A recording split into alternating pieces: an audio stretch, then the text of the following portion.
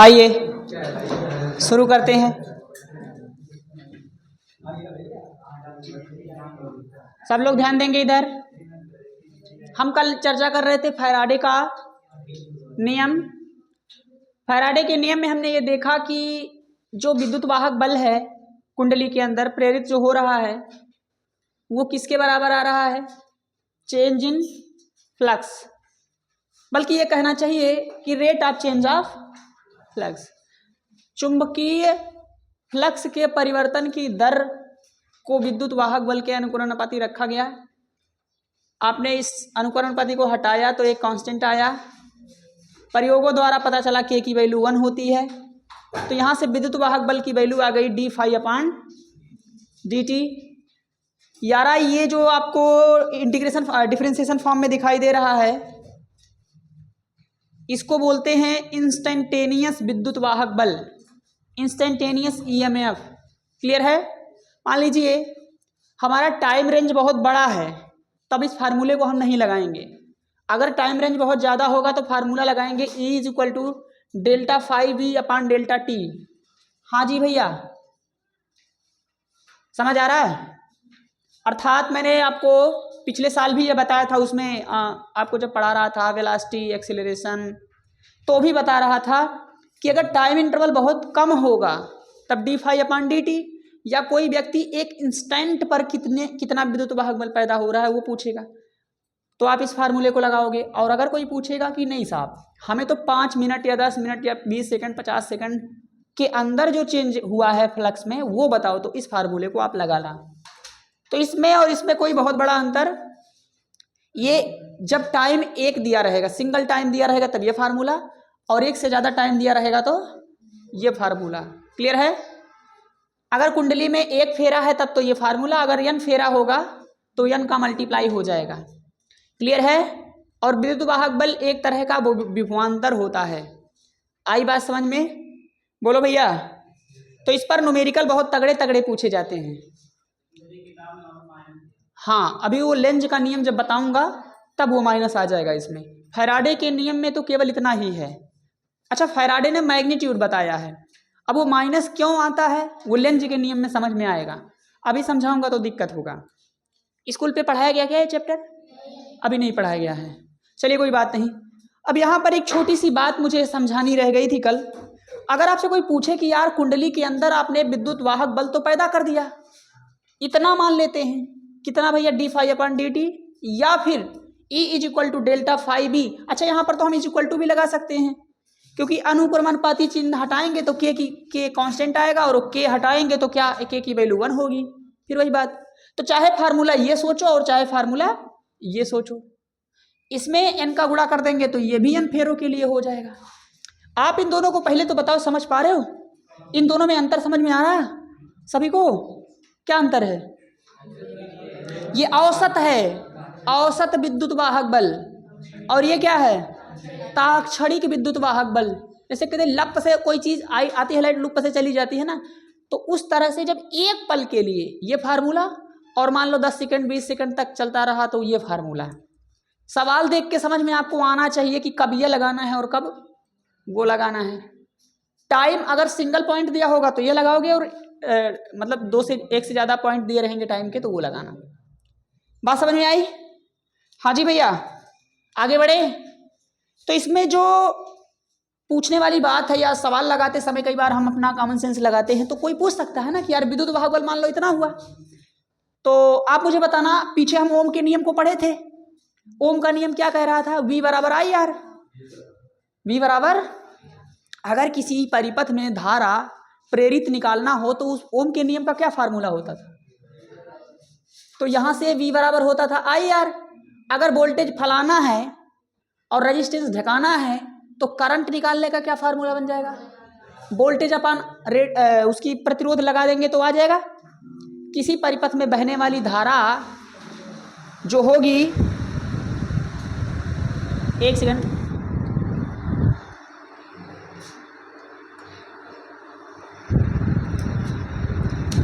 किसी परिपथ में बहने वाली जो धारा है भैया, वो उस परिपथ में वोल्टेज तथा उस परिपथ के रेजिस्टेंस के रेशियो के बराबर आता तो यारा अगर आपसे कोई यहाँ पूछे ना कि चलो करंट बताओ आप, तो मुझे बताना, अच्छा वो जो करंट होगा वो प्रेरित करंट होगा ना, उस करंट को हम क्या बोलें, प्रेरित करंट है। तो इसलिए लिखते समय हम लिखते हैं, स्टार बना के लिखेंगे इस बात को, आई इंड्यूस्ड क्या हो जाएगा भाई साहब, ये जो ईएमएफ आया है ना ये भी इंड्यूस्ड ही तो है, और उस परिपथ का जो रेजिस्टेंस है वो, बोलो भैया, कुंडली जो आप इस्तेमाल कर रहे हैं उस कुंडली का कोई मटेरियल होगा कि नहीं। अच्छा उस मटेरियल का अगर प्रतिरोध पूछा जाए तो हर मटेरियल का वैसे तो डिसाइड होता है, जैसे कापर का आप लोग किताब उताब में कहीं पर देख पाएंगे, कापर का अलग रेजिस्टेंस होता है, एल्युमिनियम का अलग होता है, गोल्ड का अलग होता है, सिल्वर का अलग होता है। वैसे सबसे कम रेजिस्टेंस किसका होता है, सबसे कम रेजिस्टेंस किसका होता है सामान्य, बताओ भैया, चांदी का, सिल्वर का। ये तो कई बार बताया गया, अरे चांदी में ही तो धारा सबसे ज़्यादा बहती है, तो अगर किसी चीज़ में धारा ज़्यादा बह रही इसका मतलब उसके अंदर प्रतिरोध की वैल्यू कम है। तो अगर आपसे कोई करंट पूछेगा तो ये फार्मूला लगा देंगे कि नहीं लगा देंगे, लगा लेंगे ना, बोलो भैया। अब यहाँ पर हम एक और बहुत अच्छी बात सीखना चाहते हैं, जो एक सवाल के माध्यम से आप सीखेंगे, वो ये है,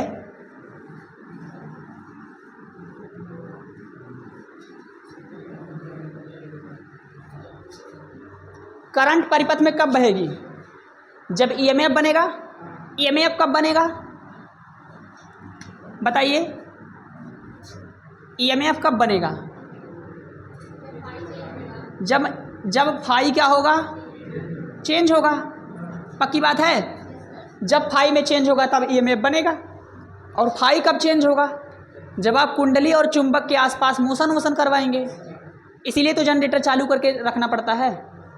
अच्छा एक बात बताइए, फाई किसके प्रोपोर्शनल है, फाई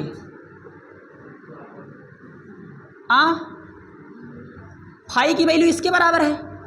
तो अगर फाई में बदलाव करना है तो किस में बदलाव करना पड़ेगा, तो यही हमारा नोट पॉइंट है और बहुत इंपॉर्टेंट है मेरे लाल। ये मैं कई बार आपको बता भी चुका हूं कि यदि आप फाई में बदलाव करना चाहते हैं, यहाँ लिखता, यदि phi B can be change, phi कैसे कैसे चेंज किया जा सकता है बताना फटाक से। तो पहली बात by B change, by B में बदलाव करके।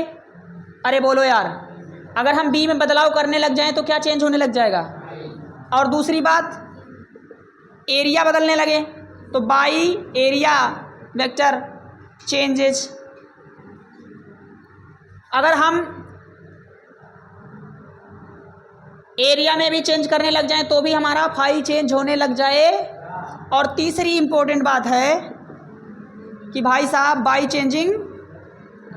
चेंजिंग इन थीटा, अगर हम थीटा में भी बदलाव करने लग जाएं तो भी फाई चेंज होगा, और जब फाई चेंज होगा तो विद्युत वाहक बल बनेगा। कनेक्शन समझ में आ रहा। हमें चाहिए करंट, लेकिन करंट लाने के लिए आपको विद्युत वाहक बल चाहिए, और विद्युत बल वाहक लाने के लिए आपको फाई चेंज होना चाहिए, और फाई चेंज करने के लिए आप बी, ए और थीटा में से कोई एक चीज़ बदलिए। अच्छा कोई कहने लगे सर अगर मैं तीनों बदलने लग जाऊं तो, तब तो और अच्छी बात है, क्योंकि हमें चेंज ही तो करना है। तो सिंगल, अच्छा अब यहाँ पर आता है बात कि सर किसको चेंज करना ज़्यादा आसान है। नहीं भाई, चेंज करने से होगा। अब किसको चेंज करना ज़्यादा आसान है, ये आप दिमाग लगा के आप लोग बताइए। क्या बी को चेंज करना आसान है? नहीं, बी को चेंज करने का मतलब ये है कि मैग्नेट कभी शक्तिशाली लगाओ और कभी कमज़ोर लगाओ। बात समझ में आ रही है? तो ऐसा तो संभव ही नहीं है कि एक मैग्नेट को मैं कभी वीक बना दूं और कभी स्ट्रांग बना दूं। ऐसा तो केवल तब संभव है जो कुंडली में हम एसी करंट भेजें, तभी ऐसा हो पाएगा, वरना हो तो कोई केस ही नहीं है।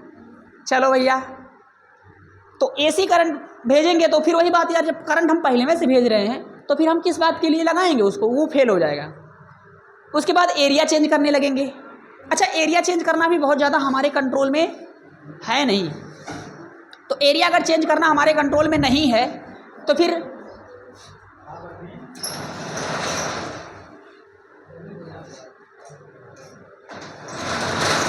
लेट क्यों करके आती हो तुम? क्या नाम है इसका? इधर देखो देख नहीं रही है, आदत बना ली है। इनका तो स्वागत होना चाहिए। अब सुना, एरिया चेंज करना है हमें, बोलो भैया। तो एरिया चेंज भी करना कॉइल का बार बार। अरे यार अभी मान लो आपने एक कुंडली लगाई, मान लो कहाँ गया जी वो, ये कुंडली मान लो इस साइज का बनाया है आपने, थोड़ी देर बाद इसको बड़ा कर दोगे क्या? नहीं कर पाओगे ना? या थोड़ी देर बाद हम पिचका देंगे मार के इसको? हाँ सर हमें दे दो, हम पिचका देंगे, हम थार हैं, है ना तो एरिया को भी चेंज करना हमारे ज़्यादा हाथ में, तो ज़्यादा जिसे आप ज़्यादा आसानी से सॉल्व कर सकते हैं या जिसे ज़्यादा आसानी से चेंज कर सकते हैं वो है थीटा। भाई साहब कुंडली रख दो, बन बन बन से घुमाने लगो। और ये कॉन्सेप्ट हमारे जनरेटर में लग रहा, हमारे मोटर में भी लग रहा है। आ रही बात समझ में? इसलिए करंट से ज़्यादातर डिवाइसेस सर्कुलर मोशन कर रही हैं। बोलो भैया। अगर आप लीनियर मोशन चाहते हैं तो मैकेनिज्म लगाया जाता है, लेकिन करंट से हमें सर्कुलर मोशन ही मिलता है, क्योंकि ज़्यादा आसान किसको चेंज करना है? थीटा को चेंज करना ज़्यादा आसान है। चले आगे। अब इस बात को थोड़ा नोट कर लीजिए, इसके बाद आप सवाल देखते हैं 2 एक ठो, तब समझ में आएगा आपको। अब एक न्यूमेरिकल लिखिए तो फटाक से बाबू, लिखिए तो जरा।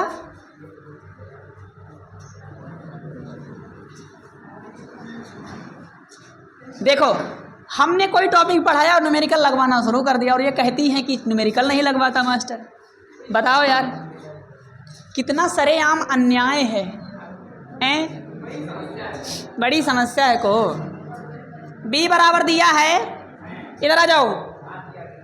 ओए लाले, टी के घाते 3 टेस्ला। बी की यूनिट क्या है? टेस्ला है ना। अच्छा एरिया दे रहा हूँ आपको, एरिया मेरे लाल कितना दे रहा हूँ? 2 मीटर स्क्वायर। और क्या दे रहा हूँ? थीटा दे रहा हूँ 60 डिग्री। सब दे ही दे रहे हो तो पूछोगे क्या मास्टर? और नंबर ऑफ टर्न एन की वैल्यू दी गई है 10। अरे फेरों की संख्या कितनी है? आप सवाल समझ ले पहले, नहीं तो हो नहीं पाएगा। पहले सवाल समझेंगे। ए लड़के, अमन, क्या बीच बीच में बात करने लग जाते हो? नहीं कुछ तो कर रहे थे। क्या बात कर रहे थे बताओ? काश 60 की वैल्यू तुम्हें याद नहीं है? कैसे भूल गए? कंफ्यूज हो गए। इधर आओ, आपसे 2 बातें पूछी जाएंगी। इंड्यूस्ड ईएमएफ, प्रेरित कब प्रेरित? ईएमएफ माने विद्युत वाहक, बिटवीन, ये समझते हैं ना बिटवीन शॉर्टकट में। टी बराबर 1 सेकेंड, 1 सेकेंड, और कितना सेकंड तक दिया जा रहा है जी? एंड T2 बराबर T1 से, ऐसा कर देते हैं यार, ऐसा नहीं, 1 सेकेंड टू T बराबर 2 सेकेंड। क्लियर है? बोलो भैया। 1 सेकेंड और 2 सेकेंड के बीच में। और यहाँ पर दूसरा सवाल हमारे पास है, इंड्यूस्ड ईएमएफ बिटवीन नहीं, एट T बराबर 1 सेकेंड। ऐसा कर मत करो, ऐसा करो, एंड ही लिखो, क्योंकि यहाँ बिटवीन लिखा हुआ है। तो यहाँ पर सवाल हमारे सामने है कि 1 और 2 सेकेंड के बीच में ईएमएफ, और दूसरे बात में पूछी गई है 1 सेकेंड पर ईएमएफ। तनिक लगाओ तो दिमाग, दोनों लगाओ, दूसरा खाली कहाँ लगाओगे? लगाओ फटाक से। इसका सलूशन देखेंगे। यहाँ तो जगह है, इस जगह का यूज करिए। पहला पोर्शन हम हल करेंगे यदि, तो मेरे लाल देखो, मैंने अभी थोड़ी देर पहले आपसे कहा था कि अपने जो इंड्यूस्ड ईएमएफ की वैल्यू है वो कितना होगा? n into D phi upon D T, लेकिन ये तो कैसा है, इंस्टेंटेनियस है ना। और एवरेज का क्या फार्मूला है, n इंटू डेल्टा अपान डेल्टा टी। बोलो भैया। अच्छा, डेल्टा का मतलब क्या होता है यहाँ पर, पहले वाले सवाल में तो हमें क्या निकालना पड़ेगा, क्योंकि 2 टाइम दिया है, तो हम पहले वाले केस में निकाल रहे हैं ई एवरेज। तो यहाँ पर मेरे लाल n इंटू, अच्छा डेल्टा फाई का मतलब क्या होता है, phi two minus phi one, तो ये वैल्यू हो जाएगी, और बटे T2 माइनस, अरे बोलो भैया। अब यहाँ से फाई टू कैसे निकलेगा, फाई के लिए हमें क्या चाहिए, बी ए, बोलो भैया, और थीटा की वैल्यू कितनी दी गई है, 60 डिग्री, तो 60 डिग्री वहाँ रख देंगे। अच्छा, बी कितना है, टी के घाते 3, और एरिया कितना है 2, और थीटा की वैल्यू कितनी है 60। अच्छा, एक बात बताइए, बी टी के फंक्शन के रूप में दिया गया है, फंक्शन मैंने आपको पढ़ाया था। अरे भैया, टी के ऊपर डिपेंड कर रहा है बी, तो डी टी की वैल्यू अलग अलग रखेंगे तो बी की अलग अलग वैल्यू आएगी। तो जब हम टी की वैल्यू 1 रखेंगे तो बी की वैल्यू उस हिसाब से आएगी। तो हम यहाँ पर जब T1 की बात करेंगे, फाई 1 की बात कर रहे हैं अगर, तो हम t बराबर 1 सेकंड रखेंगे ना, तो यहाँ हो जाएगा 1 का घाते 3 गुणे 2 गुणे 10 1/2। सॉल्व करेंगे कितना आ जाएगा, 1 वेबर। कितना आएगा बाबू, 1 वेबर। पहले वाली की बात है। अच्छा, अगर हम फाई 2 निकालें तो फिर से वही फार्मूला बी ए कॉस, लेकिन इस बार वैल्यू अलग अलग होगी। बी कितना होगा, टी के घाते 3, और एरिया कितना होगा 2, और फिर से cos 60। लेकिन इस बार टी की वैल्यू क्या रखनी पड़ेगी, 2 रखनी पड़ेगी। तो यहाँ पर अगर आप 2 रखेंगे तो 2 के घाते 3 गुणे 2 गुणे 1/2, तो यहाँ से हल होगा कितना, फाई 2 आ जाएगा 8। आ गया। अब हमारा ई एवरेज कितना हो जाएगा, एन की वैल्यू कितनी है, अभी रख लेंगे। फाई 2 कितना आया है मेरे लाल, 8। फाई 1 कितना आया है, 1 आया है, बटे T2 कितना है 2 सेकेंड, बाद वाला समय ना, पहले वाला समय, और कुछ बचा n की वैल्यू, तो n की वैल्यू रखेंगे 10, और ये 7/1 हो जाएगा, तो कितना आ जाएगा 70 वोल्ट। पहले वाला आंसर कितना आया, 70 वोल्ट। अब हम दूसरा आंसर देखें। दूसरे के लिए देखो यहाँ जगह है, काफ़ी जगह है ना, बोलो। हमारे पास काफ़ी जगह, आइए दूसरा देख लेते हैं। हम यहाँ से कर देते हैं दूसरे पोर्शन को।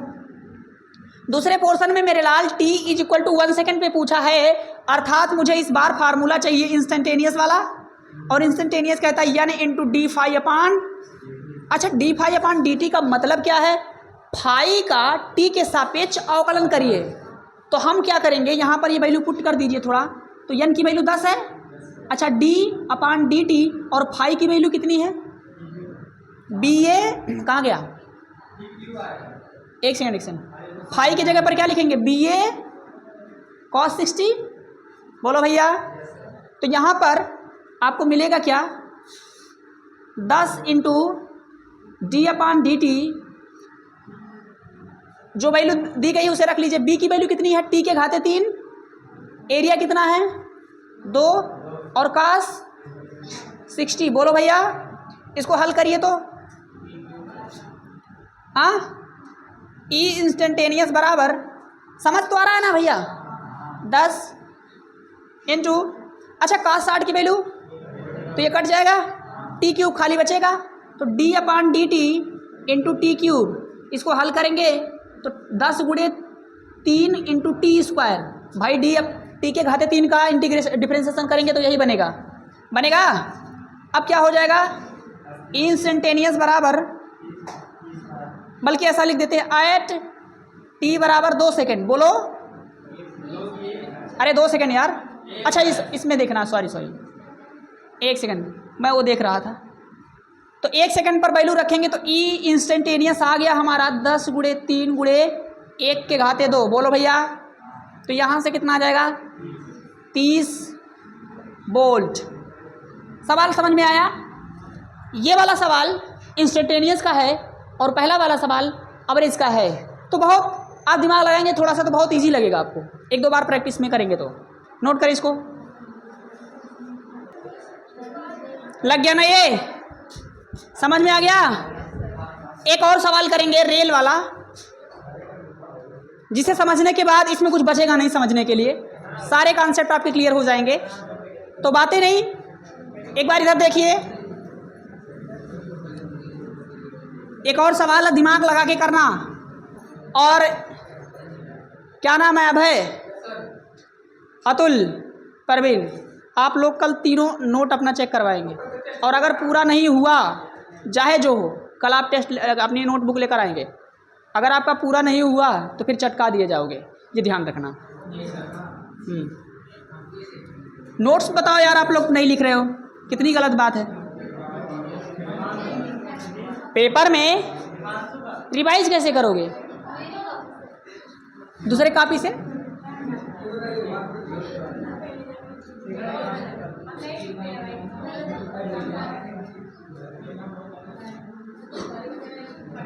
नोट्स पूरा होना चाहिए। पीछे सवाल है हमारे पास, क्या सवाल है, बहुत बढ़िया सवाल है, आप समझिए ध्यान लगा के। जब मैं ध्यान लगाने को कहता हूँ कुलवारी ध्यान लगाते हैं पिछवा यार, मतलब बड़े हो नहीं रहे ये लोग। कभी कभी तो शंका होता है कि ये 5वीं के बच्चे हैं या 12वीं के बच्चे, हाँ, जिन्हें ये समझ नहीं आ रहा कि कब हमें ध्यान देना चाहिए और कब ध्यान नहीं देना चाहिए, है जी। मैं तुम्हारे पास 1 ही घंटे तो रहूँगा, इसके बाद जाके तुम बतिया ना अपना आराम से, जहाँ मन करे तहाँ, और दिन भर बतियाते ही रहते हो। नालायक कहीं के। इतनी बात नहीं समझ में आ रही है कि मास्टर कह रहा है ध्यान से देखने के लिए, तो कम से कम देखें। नहीं देखना उतना मन हो तो गेट खोलो और बाहर जाओ, अपना बोरा बिस्तर उठाओ, और आपको अगर घर वाले डांट उठ रहे हैं तो हमें बताओ, हम कन्विंस कर लेंगे उन्हें। जैसे लग रहा है कि बड़ा एहसान करे जा रहे हो, पढ़ ले रहे हो। देखिए, एक हमारे पास कॉइल है, कॉइल नहीं, पहले हम एक मैग्नेटिक फील्ड बनाएंगे, और वो मैग्नेटिक फील्ड कुछ ऐसा है जिसे देखकर आपको बताना है ये कैसा है। अंदर की तरफ है, ठीक है साहब। क्या कहने, क्या कहते हो, ये मैग्नेटिक फील्ड बन गया जो है अंदर की तरफ। इसके अंदर हम एक कॉइल बनाने जा रहे हैं, और वो कॉइल कुछ इस तरह से है, दिखाई दे रहा है, यह एक कॉइल है। इसके अंदर एक पिस्टन सिलेंडर अरेंजमेंट की तरह से एक रेले लगाया जाएगा।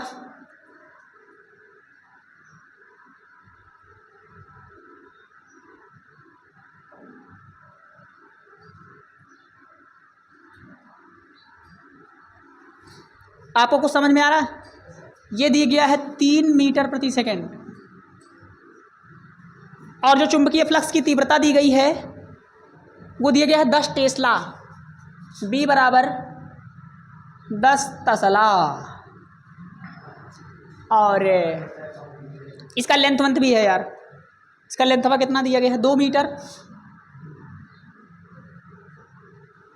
JL बराबर दिया है 2 मीटर, और क्योंकि ये वैल्यू तो चेंज हो रही होगी, ये दिया है B इज इक्वल टू, इस समय चेंज हो रहा ना, तो इसकी वैल्यू इसलिए नहीं दिया गया है। अच्छा एक बात बताओ, ऐसा समझ लीजिए इसको ना, पिचकारी आप लोग गांव में इस्तेमाल करते होंगे, तो पिचकारी में ये क्या है, सिरिंजी भी इस्तेमाल करते हैं। तो इस ऑब्जेक्ट को जब आप आगे पीछे करेंगे तो इसके अंदर से गुजरने वाली बल रेखाएं कम बेसी होएंगे कि नहीं होएंगे? अच्छा, अगर बल रेखाएं चेंज हो रही हैं तो पक्की बात है क्या चेंज होगा, फ्लक्स चेंज होगा, और फ्लक्स चेंज होगा तो इस कुंडली के अंदर ईएमएफ जनरेट होगा, और ईएमएफ जनरेट होगा तो करंट बनेगी। बोलो ना यार, इस व्यवस्था को कहते हैं रेल मेथड, ये रेल अरेंजमेंट, रेले अरेंजमेंट भी कई बार बोल देते हैं। तो मेरे लाल यहाँ पर आपसे क्या पूछा जा रहा है वो सुनिए। आपसे पूछा गया है find induced EMF at given instant. Find I induced EMF at given instant. Guys आपको एक गिवन इंस्टेंट पर इसका ईएमएफ बताना पड़ेगा। क्लियर है? सवाल समझ में आया? अच्छा करंट भी पूछता तो हम बता ही तो देते, क्योंकि करंट के लिए, लेकिन उससे पहले क्या निकालना पड़ेगा आपको? तो अगर हम इंड्यूस्ड ईएमएफ निकाल पाए तो करंट तो हम चुटकियों में बता देंगे, बस रेजिस्टेंस बताइए हमें। तो हमारा मकसद है ईएमएफ निकालना। लेकिन इस केस में अरेंजमेंट को आपको देख करके पता चल रहा होगा मेरे लाल, अगर ये जो इसको आप सिलेंडर बोल दीजिए, पिस्टन बोल दीजिए, तो इसको आगे पीछे जब आप करेंगे ना तो इसके अंदर ये जो कुंडली बन रही है, क्लोज कुंडली जो बन रही है, उसके अंदर बल रेखाओं की संख्या में बदलाव आना शुरू हो जाएगा। अभी बताया। और चुंबकीय बल रेखाओं बदलाव आएंगी तो फ्लक्स चेंज होने लग जाएगा, और फ्लक्स चेंज होगा तो ईएमएफ जरूर बनेगा। तो सवाल समझ में आ गया क्या? इस सवाल को करेंगे कैसे वो देखिए। ये सवाल नहीं है, टॉपिक है, लेकिन सवाल के माध्यम से आपको समझाया जा रहा है। आ रही है बात समझ में? टॉपिक के बीच में अगर कोई सवाल आ जा रहा है तो समझो उससे कुछ बात है। अब ये किसी बच्चे का सवाल है जो किसी ने कभी पूछा है और उस टॉपिक से रिलेटेड है ये, तो इसलिए आपके लिए आ गया है ये। तो देखिए इसका सलूशन।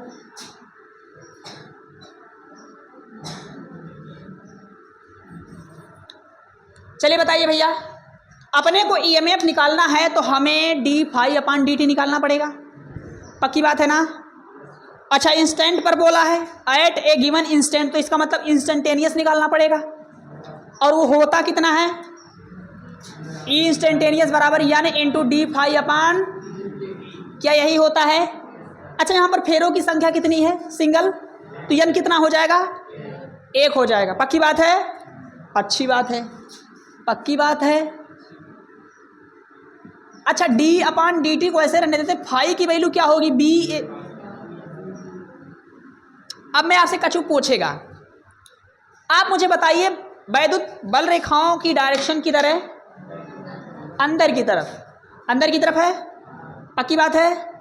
अब आइए जरा एरिया की बात कर लेते हैं। तो जो हमारी कुंडली है वो कुंडली इस प्लेन में आ रही है ना?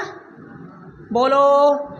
तो इस कुंडली के अंदर अभी अभी कल मैंने आपको या परसों समझाया था कि अगर ये दीवार है, इस दीवार को बिल्कुल चीर कर अगर कोई बल रेखा जा रही है तो कोण कितने का है? 0 का है, 90 का नहीं है। ये सामने दीवार है, ये बल रेखा जा रही है तो कोण कितने का बन रहा था? क्योंकि प्लेन और मैग्नेटिक फील्ड के बीच 90 है ना, लेकिन हम एंगल किसके बीच निकालते हैं? प्लेन के एरिया वेक्टर, प्लेन के और मैग्नेटिक फील्ड। तो एरिया वेक्टर जब आप निकालने जाएंगे तो इस प्लेन के बिल्कुल इस तरफ आ जाएगा, और उसी तरफ हमारी क्या है? मैग्नेटिक फील्ड भी है। तो ये प्लेन है ना, ये क्या है गाइस? ये प्लेन है। तो इस प्लेन का जो एरिया वेक्टर होगा या तो उधर या तो मेरे लाल यहाँ एंगल या तो 0 आएगा या तो 180 आएगा। और काश 0 और 180 दोनों केस में यहाँ पर कितना होता है? वो होता है 1। कितना होता है? फिलहाल मैं अपना एरिया वेक्टर इस प्लेन के पैरेलल मतलब अपने मैग्नेटिक फील्ड की डायरेक्शन में ही मान सकता हूँ। बोलो ना यार। तो चलो भैया, तो यहाँ से ईएमएफ आ जाएगा d/dt BA cos 0, और cos 0 की वैल्यू कितनी होती है? तो इसलिए क्या हो जाएगा? d/dt into B into A। बोलो भैया, एक चीज़ मुझे बताइए, हमारा जो एरिया B है वो बदल रहा है या कांस्टेंट है? 10 टेस्ला दे दिया है यार, कहाँ बदल रहा है? B कैसे बदल जाएगा? फ्लक्स चेंज होगा, B कहाँ चेंज हो रहा है? अरे बोलो। तो भैया B को हम कर सकते हैं इससे, तो अंदर बचा कौन? एरिया। और एरिया किसी कुंडली का निकालने के लिए कैसे निकालेंगे? लंबाई गुणे चौड़ाई करेंगे। तो चलो भैया L इंटू क्या कर दें? कर सकते हैं क्या? L इंटू B कर लें। किसी को कोई आपत्ति? चाय पत्ती, अगरबत्ती, धूप बत्ती, कोई दिक्कत परेशानी? B को मैंने कांस्टेंट रखा था, इसलिए B को क्या कर दिया? अच्छा अब मैं समझा। तुम लोगों में से बहुत सारे लोगों को ऐसा लग रहा होगा सर जी इसके अंदर बल रेखाओं की संख्या चेंज हो रही है तो B चेंज हो रहा है। अरे भैया बल रेखाओं की संख्या चेंज हो रही है, that is flux. B change नहीं हो रहा है। बी की इंटेंसिटी चेंज नहीं हो रही है, बी का जो इंटेंसिटी है 10 टेस्ला है तो है, वो चेंज नहीं हो रहा भैया। क्लियर है? इसलिए मैंने बी को बाहर कर लिया।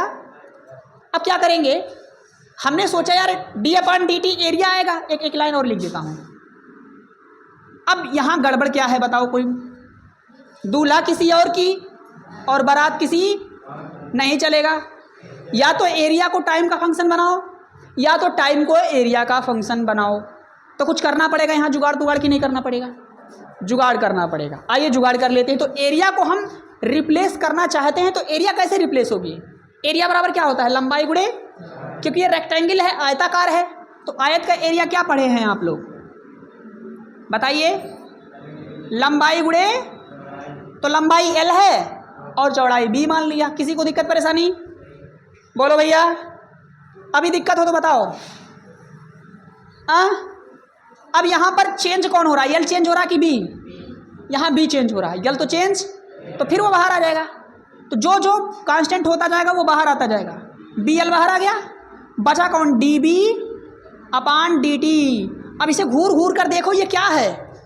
dB क्या है? चली गई दूरी, और dt क्या है? समय। ओ हो, डिस्प्लेसमेंट अपॉन टाइम क्या होता है? ये वेलोसिटी है।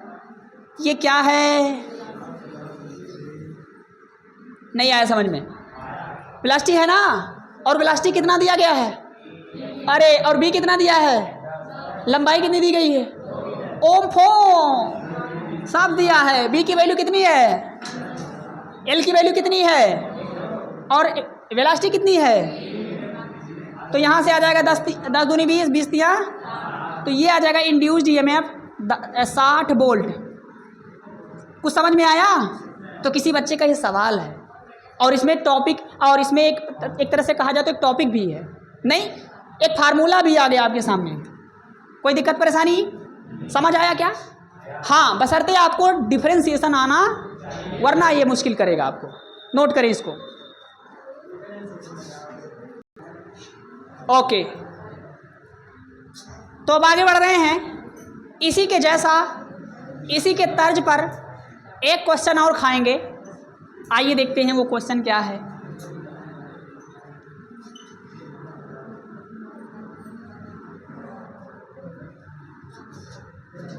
अब मत कहना तुम लोग की सवाल नहीं लगवाते, 3 सवाल तो मैंने एक टॉपिक पे करवा दिए। हाँ बताओ,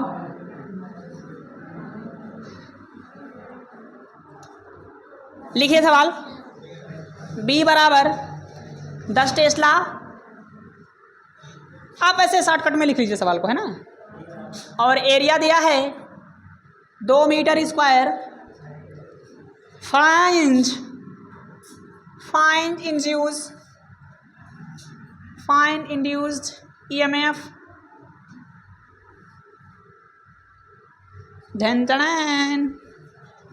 when angle between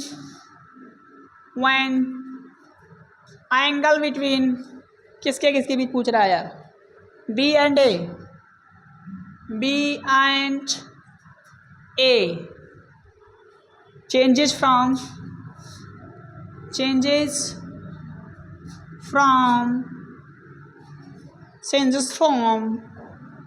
30 degree to 60 degree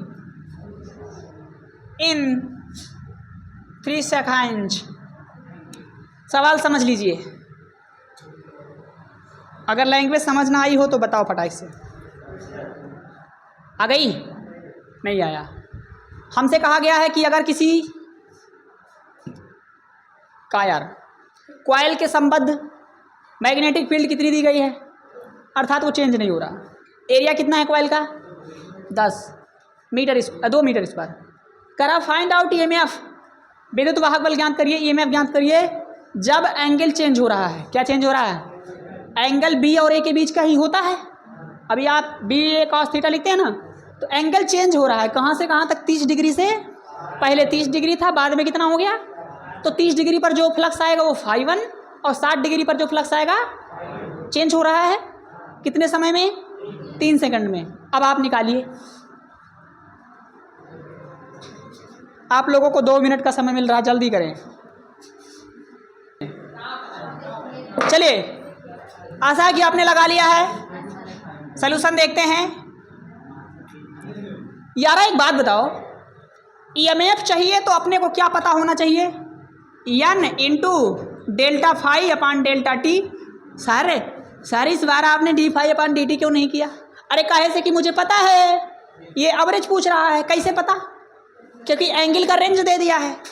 30 से 60 डिग्री कोई इंस्टेंट होता है क्या? छोटी वैल्यू है क्या? तो बड़ी वैल्यू है। तो इसलिए इसका मतलब ये वाला फार्मूला लगाना पड़ेगा कि phi two minus n into phi two minus upon क्या करना पड़ेगा, डेल्टा टी को ऐसे रहने दो, t two minus t one वैसे होगा, लेकिन यहाँ डायरेक्टली डेल्टा टी की वैल्यू दी गई है। तो फटाफट मुझे बताइए क्या मुझे मिल जाए तो काम हो जाएगा। फाई टू और तो फाई वन के लिए क्या होगा बताओ फट से। तो बी ए कॉस थीटा, यहाँ पर वैल्यू रखो तो बी की वैल्यू ए की वैल्यू और कॉस वन की जगह पर 30 डिग्री रखना। तो सॉल्व करो तो फटाक से 20√3/2 होगा। कॉस 30 की वैल्यू इतनी होती है तो हो जाएगा 10√3। क्लियर है? अच्छा फाई टू बताओ तो फाई टू कितना होगा?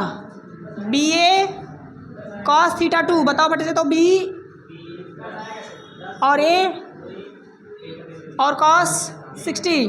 अरे थीटा 2 कितना है जी? 60 है। तो यहाँ से 20√1/2 तो 10 आ गया।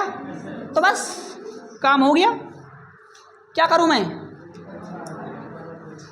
ईएमएफ बराबर एन की वैल्यू कितनी दी गई है? दिया नहीं है तो एन 1 मान लेंगे और phi two minus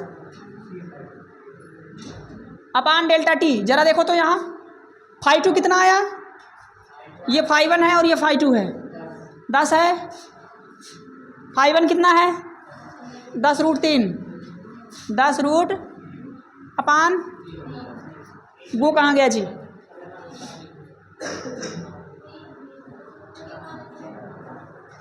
delta T कहाँ है भाई? सीधा 3 सेकंड लिख दो। जिसका लिखने का मन करे 3 जीरो लिख सकते हो वैसे, लेकिन अभी फ़िलहाल मैं वो लिखने के मूड में नहीं हूँ। क्यों बार बार बात को बढ़ाया जाए? अब क्या होगा? 10 कामण हो जाएगा। चल भैया 10 को कामण कर लो। कामण एरिया यार वैल्यू रखी गई है क्या? एरिया यहाँ छूट गया ना? अच्छा यहाँ रखा गया, सॉरी। तो ये कितना हो रहा बताओ फटाक से। तो 1 माइनस √3 अपान 3 बोलो भैया, ऐसा है ना? इसको ऐसा लिख सकते हैं 10/3 0.732। कैसे पता चला? इसकी वैल्यू 1.732 होती है, लेकिन लगे हाथ मैंने एक में से घटा लिया तो ये वैल्यू कितनी आ जाएगी? लेकिन एक माइनस के पूछो का है, ये वैल्यू ज़्यादा है तो ई हो जाएगा। अब इसका उत्तर आ जाएगा क्या आ जाएगा? गुणा कर लेना बाबू।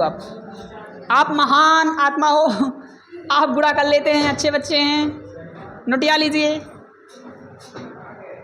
तो बस आज के लिए इतना ही रखते हैं। अब हम लोग आगे जो पढ़ेंगे वो लेंज का नियम है, अगली क्लास में देखेंगे उसको। जय हिंद।